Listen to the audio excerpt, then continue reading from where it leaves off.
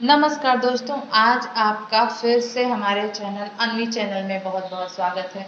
दोस्तों, आप जानते हैं कि हम हिस्ट्री की एक सीरीज चला रहे हैं, तो आइए आज हम हिस्ट्री के सीरीज में आगे बढ़ते हैं। इससे पहले हमने बहुत सारे हिस्ट्री के वीडियो अपलोड किए हैं, हमारे प्लेलिस्ट में जाके आप उन्हें देख सकते हैं। तो जल्दी से अगर आपने सब्सक्राइब नहीं किया है तो तुरंत सब्सक्राइब कर लें, क्योंकि आज हम बहुत ही इम्पोर्टेंट पढ़ाने वाले हैं हुमायूं और उनकी बेगम थी, उनके बारे में हम आपको कुछ खास बात बताएंगे और साथ ही शेरशाह की भी स्टोरी साथ साथ चलाएंगे। तो बहुत ही इंटरेस्टिंग आज का वीडियो होने वाला है, लास्ट टाइम तक जरूर देखें। सबसे पहले तो ये बताएं आप कि मुझे क्वेश्चन का आंसर करिए कि मुगल वंश का संस्थापक कौन था, क्योंकि पिछले वीडियो में मैंने आपको बताया था कि मुगल वंश का संस्थापक कौन था। जल्दी जल्दी से आप मुझे कमेंट करें कि मुगल वंश का संस्थापक कौन था, मुगल वंश किस तरह से भारत में स्टैब्लिश हुआ। इससे हमने पहले पूरा वीडियो इस पर चर्चा किया है कि मुगल वंश भारत में किस तरह से आया और जो मुगल शासक थे ये कहाँ के थे, साथ ही जिसने मुगल शासन की स्थापना की उनका पूरा नाम क्या था, उसकी जन्म कहाँ हुआ, उनकी मृत्यु कहाँ हुई और उन्होंने कौन कौन से युद्ध लड़े।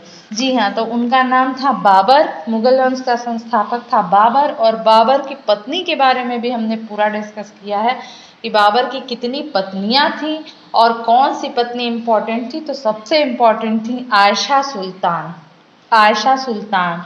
और इन्हीं का जो पुत्र हुआ वही बाबर का उत्तराधिकारी हुआ। तो जल्दी बताइए बाबर का उत्तराधिकारी कौन है, हमें फटाफट कमेंट करके बताइए कि बाबर का उत्तराधिकारी कौन हुआ। बाबर के कई पुत्र हुए, लेकिन उसमें बाबर का उत्तराधिकारी पुत्र कौन हुआ आप सभी जानते होंगे। मुगल वंश का संस्थापना बाबर ने की और बाबर के बाद उसका पुत्र हुमायूं जो उसका उत्तराधिकारी था वह गद्दी पर बैठा। हुमायूं के और भाई थे जो उसमें कुछ इम्पोर्टेंट हैं, उनका नाम है कामरान, अस्करी, हिंदाल। ये सब हुमायूं के भाई थे, कामरान, अस्करी, हिंदाल। बाबर का सबसे बड़ा पुत्र था हुमायूं और 1508 में इसका जन्म काबुल में हुआ था। 1508 में इसका जन्म काबुल में हुआ था। 1532 में इसने चुनार दुर्ग पर आक्रमण किया और उसे जीत लिया। 1531 में इसने कालिंजर और 1532 में इसने रायसीन। 1532, 31 और 32 में 2 बार इन्होंने कालिंजर, रायसीन और चुनार ये कुछ इंपॉर्टेंट दुर्गों पर आक्रमण कर उन्हें जीत लिया। इसके लाइफ के 4 युद्ध हैं जो बहुत इंपॉर्टेंट हैं। पहला है देवरा का युद्ध, चौसा का युद्ध, कन्नौज का युद्ध और सरहिंद का युद्ध। तो आइए इनके बारे में चर्चा करते हैं। जो देवरा का युद्ध है 1532 में इसको लड़ा गया गोमती तट पर और अफगानिस्तानियों से इसने लड़ा और जाहिर है इसमें जीत इसी की होती है, हुमायूं की। ठीक है। और नेक्स्ट जो युद्ध है 1539 में चौसा का युद्ध है, शेरशाह से इसने किया और इसमें शेरशाह विजयी हुआ। चूंकि शेरशाह हुमायूं पर विजयी हुआ इसलिए शेरशाह का जो यश था वो बहुत बढ़ा और इसी युद्ध के बाद शेर खान जो था उसने अपने लिए एक उपाधि, एक पदवी धारण की और उसको शेरशाह कहा जाने लगा, शेर खान को। और 1540 में कन्नौज और बिलग्राम का युद्ध हुआ। ये भी इसको कन्नौज का युद्ध भी कहते हैं और बिलग्राम का युद्ध भी कहते हैं। तो यह शेरशाह से हुआ और इसमें भी शेरशाह ही विजयी हुआ। 1555 में सरहिंद का युद्ध होता है और उसमें हुमायूं विजयी होता है। देखिए जो शेरशाह था इसका पहले नाम फरीद था और इसने अपनी शिक्षा दीक्षा जौनपुर उत्तर प्रदेश से की थी। जौनपुर को पहले पूर्व का शिराज कहा जाता था, जौनपुर शहर को। शेरशाह ने कुछ सुधार किए अपने शासनकाल में, राजस्व सुधार, प्रशासनिक सुधार, सैनिक सुधार और करेंसी सुधार। साथ ही इसने शुद्ध सोने, चांदी और तांबे के सिक्के चलाए, शुद्ध। अब आइए हम बात कर लेते हैं हुमायूं की पत्नी हमीदा बेगम के बारे में। हमीदा बेगम कौन थी? यह हुमायूं की पत्नियों में से एक थी।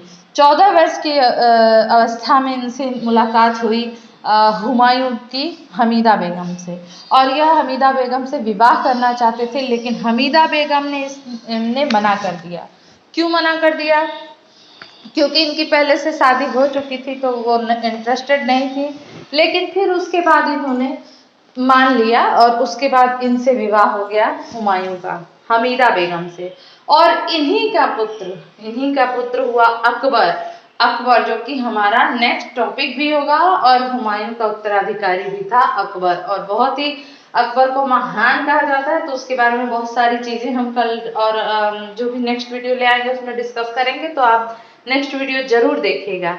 अब देखिए, जो हाजी बेगम थे, एक इनकी हुमायूं की बेगम थी हाजी बेगम, उन्होंने हुमायूं के मरने के बाद उन्होंने उनका मकबरा दिल्ली में बनवाया, और इसका नक्शा मीरक मिर्जा ग्यास ने बनवाया। किसका नक्शा? हुमायूं के मकबरे का नक्शा मीरक मिर्जा ग्यास ने बनाया। यह श्वेत संगमरमर से बना हुआ है, व्हाइट कलर का मार्बल, और भारत का प्रथम दोहरा गुंबद वाला मकबरा है। बहुत ही खास है, भारत का प्रथम दोहरा गुंबद वाला मकबरा है। जो कालिंजर का युद्ध था, अब हम बात करते हैं शेरशाह की मृत्यु कैसे होती है। कालिंजर का युद्ध हुआ, उसके साथ हुमायूं और शेरशाह का, तो उसमें शेरशाह विजयी होता है, लेकिन उसी समय युद्ध के समय ही बारूद से भरा हुआ बहुत सारे गोले रखे थे और उसमें आग लग गई। उसी आग से जलने के कारण शेरशाह की मृत्यु हो गई। हालांकि वह युद्ध जीत चुका था, लेकिन उसकी मृत्यु हो गई। यह उसकी आखिरी विजय रही। और शेरशाह का मकबरा हमें मिलता है बिहार के सासाराम में। शेरशाह ने 2 इम्पोर्टेंट स्थापत्य बनवाए, कौन से? किलाए कुहना मस्जिद और शेर मंडल। साथ ही इसने पट्टा और कबूलियत व्यवस्था चलाई किसानों के लिए। किसानों के लाइफ स्टाइल को सुधारने के लिए पट्टा और कबूलियत की व्यवस्था चलाई।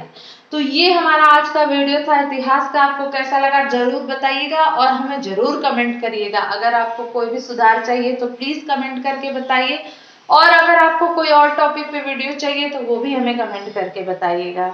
कल हम आपसे फिर मिलेंगे नए वीडियो के साथ, तब तक के लिए धन्यवाद।